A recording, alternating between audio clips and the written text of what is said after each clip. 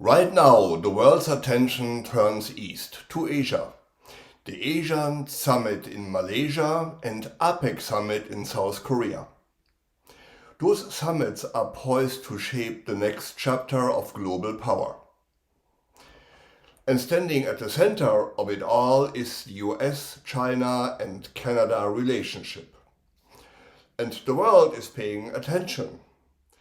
It's looking at our Prime Minister Mark Carney, Economist, Diplomat, Strategist. And at the same event, but not necessarily in the same room, there is Donald Trump, a multiple times indicted and convicted felon, politically and economically illiterate, loud, theatrical, dishonest, a man who lives for headlines, not accomplishments. But while the orange felon Trump performs, Mark Carney plans. Strategically, thoughtfully, Mark Carney is here to do more than shake hands and pose for photos. He is here to diversify and extend Canadian trade and security alliances. Canada quietly and deliberately is building a future that looks beyond the United States. Prime Minister Mark Carney is on his first major diplomatic tour across Asia, from Kuala Lumpur to Singapore and then to Busan for the APEC summit. It is a packed schedule, but every stop tells the same story. Canada is open, Canada is steady, and Canada is ready to do business with partners who value trust and the rule of law. Carney's message to regional leaders, to Vietnam, to the Philippines and Laos has been clear. Canada stands for a rule-based system. We honor our agreements. We believe in fair trade, transparency, and the free exchange of goods, capital, and ideas. And in a world where trust is currency, that makes Canada a natural partner. Meanwhile, Donald Trump is also in Asia, attending the Asian summit in Kuala Lumpur, surrounded by cameras and microphones. And before he even stepped off the plane, he made it absolutely clear he has no intention of meeting Mark Carney. For him, this isn't diplomacy, it's theater. And yet, for all the noise, the US walks away from those summits with little to show for. Because behind the grandstanding, behind the slogans and applause, lies the uncomfortable truth. There is no new US-China trade deal. No breakthrough, just a pause. Trump calls it a 12 out of 10 meeting. What a fucking joke that is. But beneath the spin, the reality is much more modest. A temporary ceasefire between two countries still locked in rivalry. Despite all the grandstanding, the noise and the theater, here is what actually really happened. Trump, for months, is begging Xi for a breather, and Xi finally nodded. He agreed to cut Trump some slack, to ease export restriction on rare earth elements, critical material used in semiconductors, electric vehicles, and advanced batteries. In return, the US reduced select tariffs and opened limited channels for chip exports. That's it. No major deal. No lasting framework. No. The whole thing is actually only limited to just 12 months. And yet, what's truly interesting here isn't the transaction. It's the strategy behind it. China is not improvising. It's planning the long game. This pause isn't a concession, it's a calculated move. Beijing is doubling down on technological self-reliance, investing heavily in quantum technology, hydrogen energy, nuclear fusion, and AI networks. Its newest developing plan calls the front technologies the building blocks of the next industrial era. There is no buzzwords, no blueprint, and this is what attracts Mark Carney. While the orange idiot just compete for short-term wins, the real power lies in foresight. Carney knows Canada can no longer depend on a single market, even more so when that market is unpredictable Trump's America. The truth is we still need the US economy. Its size makes it impossible to ignore. For now, for 10 years or how long it may take. But we can no longer afford to tippy-toe around Washington's temper tantrums. Canada's trade deal with the US and Mexico, CUSMA, comes up for review in 2026. And at the same year, Ottawa plans to sign a new free trade agreement with ASEAN. This 10-nation bloc represents over 10 million people. But observers of the growing Southeast Asian market say it should not be ignored. They collectively represent about 667 million people. It's a large opportunity for us because they have a growing middle class, a growing economy. That's no coincidence. That's Carney's brilliant strategy. It's about planning ahead, preparing for the day when Trump might walk away from CUSMA or twist it into something that only benefits him. And make no mistake, it is one of the two I just mentioned that is going to happen. ASEAN is Canada's insurance policy, building a second, but not its last, economic pillar, one rooted in Asia's fast-growing markets. While Trump grabs the headlines, Carney meets quietly with Xi Jinping at APEC. No fanfare, no podium speeches, just diplomacy. The goals? Repairing years of strained China-Canada relations. And according to Beijing, the tone is finally shifting. A recovery towards positive development. This hour about Canada and China, the trade war and the long diplomatic chill in relations between Ottawa and Beijing. Prime Minister Mark Carney is signaling a new approach this morning. We have images from Carney's meeting just a few hours ago with Xi Jinping on the sidelines of the APEC summit. It is his first as Prime Minister with the Chinese president. Right now, Canada is being squeezed between China and the U.S. in the global trade war. China is effectively using tariffs to keep out Canadian canola, pork, and seafood.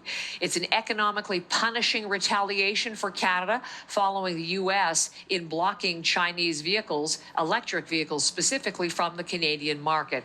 And for the Prime Minister, thawing relations with China is offering political challenges too, over issues like Chinese election interference and Beijing's detention of the two Michaels. Rafi Boudjikanian is traveling with the Prime Minister and covering his summits and tells us there appears to be no breakthrough on tariffs from that meeting. Ottawa had laid the stakes low for this meeting. Prime Minister Mark Carney calling it a careful reset to the relationship between Canada and a country where things had long gone sour. So those tariffs that Canada imposed on Chinese electric vehicle imports last year, they're still in place. And Beijing has made no word of lifting the ones it imposed in turn on Canada on its canola and pork imports. Nevertheless, Carney is calling the meeting a success. This meeting today is long overdue. We now have a turning point in the relationship. A turning point that creates opportunities for Canadian families, for Canadian businesses, and Canadian workers, and also creates a path to address current issues. So very pleased with the outcome of the meeting. Our officials are instructed to work at pace on issues moving forward. The last time a Canadian Prime Minister had a formal sit-down with Xi was 8 years ago, and Ottawa and Beijing have repeatedly clashed since, from Canada following a U.S. request to hold the CEO of a Chinese telecom firm under house arrest over fraud charges, and China retaliating by detaining 2 Canadians as prisoners for years, to China being found to interfere in 2 recent Canadian elections. However, observers say now is the right time for that relationship reset. I don't think there's a prime minister out there who would have been in a position to have some kind of a reset of the relationship immediately. Carney has also accepted an invitation to go to China at a mutually convenient time. China is also hosting the Asia-Pacific Economic Cooperation Summit next year, and Canada is a member. But Mark Carney isn't naive. He knows Canada and China don't share the same values. But he also knows that ignoring each other helps no one. So he's taking the pragmatic path. Engaging carefully, trade responsibly, rebuild trust step by step. And that approach is already showing results. Compare the 2 images. Trump's loud arrival, camera flashing, jerk-off dancing, slogans flying, every move scripted for the news cycle. And Carney's quietly meeting partners, taking notes, shaking hands, avoiding drama. One man plays for headlines, the other works for history. Carney's vision is not building on applause but on architecture, on trade routes, innovations, partnerships, on long-term planning. Because while the US is focused on short-term victories, Canada is building long-term resilience. China's next 5-year plan, covering 2026 to 2030, is already being drafted. It's designed as a critical period, a push towards modernization by 2035. They are mapping out everything from artificial intelligence to fusion energy. Every step is calculated. Every priority is measured. Mark Carney knows nations that think in decades, not months, shape the world that follows. Consequently, he positions Canada within this evolving order. He's not trying to imitate China's model. He's ensuring Canada doesn't get left behind. What we are seeing in 2025 isn't just diplomacy, it's a Canadian course correction. For far too long, Canada's economic future was tied to one market, one neighbor, an unpredictable one. Now, under Carney's leadership, that's beginning to change. Slowly, steadily, intentionally. He's not chasing the spotlights, he's building the scaffolding of something that lasts.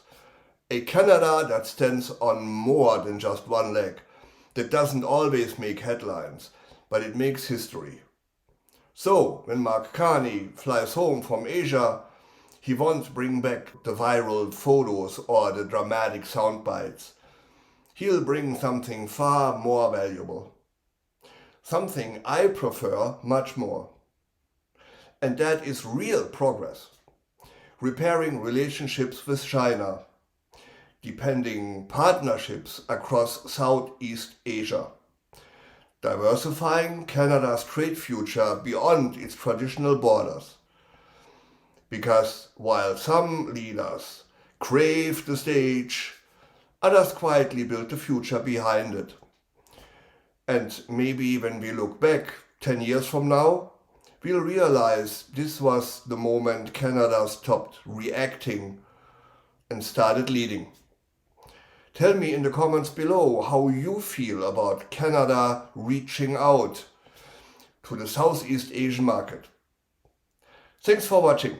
Till next time, I am Wilfried Lemkohler from Europe Curious. We were petrified, kept thinking we could never live without you by our side. And we spent so many nights thinking how you did us wrong. Now we've banded all together. Your tariff made us strong, and so you know you're not so great. There's not a snowball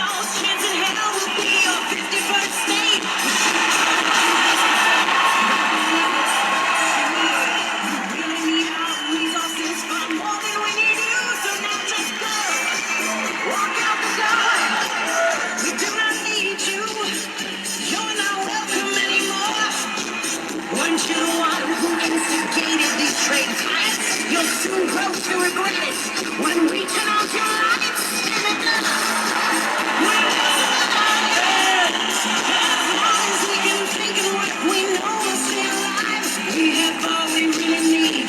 We can live without your greed. We will survive. We will survive. There's been a change. It's time anew. We're not that fledgling little country stealing all of you. We are now a nation proud that is happy to be free. You didn't realize you gave us our own identity, so now just go.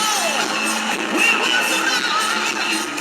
As long as we can think and work, we know and stay alive.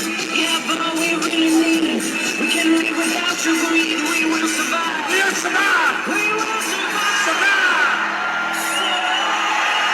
51st state my fucking ass. Go on, Canola.